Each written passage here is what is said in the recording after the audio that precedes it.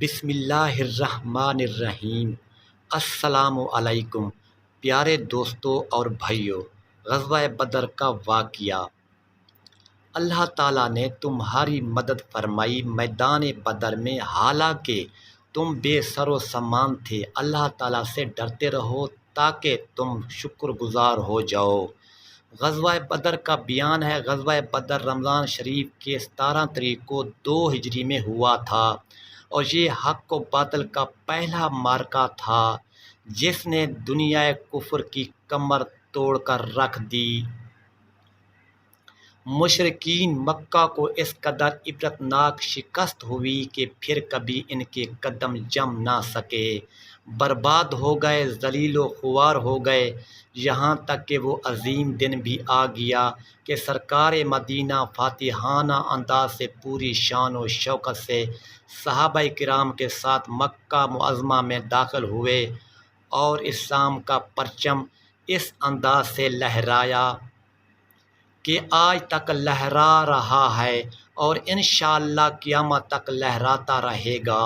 برادران ملت، جب کہ مکہ کے مشرکوں حضور کے غلاموں کو طرح طرح کی تکلیفیں دینے شروع کر دی، ظلم و تشدد کرنا شروع کر دیا، تو اللہ تعالیٰ نے اپنے محبوب پاک کو حکم دیا کہ مکہ سے ہجرت کر جاؤ، اور مسلمان ہجرت کر جائیں مدینہ کی طرف۔ مدینہ آ گئے اور سکون سے رہنے لگے، لیکن قریش مکہ کو یہ بات برداشت نہ ہوئی۔ مدینہ میں بھی مسلمانوں پر عرصہیات تنگ کر دیا، مسلمانوں کو صف ہستی سے مٹانے کا فیصلہ کر لیا۔ قریش مکہ نے سوچا مسلمانوں کے مدینہ میں ابھی قدم نہیں جمے، مسلمانوں کو مٹانا آسان ہے۔ ابو جہل نے مشرکین مکہ کو کہا کہ تیار ہو جاؤ۔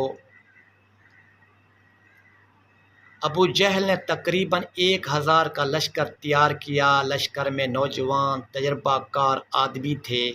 اسلحہ، تلواریں، تیر، نیزے، بھالے اور کھانے پینے کا ساز و سامان وافر مقدار میں موجود تھا۔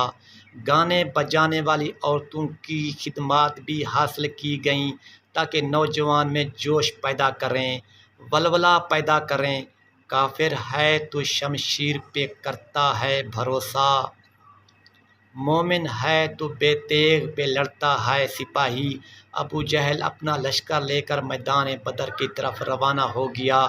ادھر امام الانبیاء حبیب الکبریاء علیہ تحت النساء کو پتہ چلا کہ ابو جہل لشکر لے کر جنگ کے لیے آ رہا ہے، تو حضور نے صحابہ کرام سے مشورہ کیا کہ اب کیا کیا جائے۔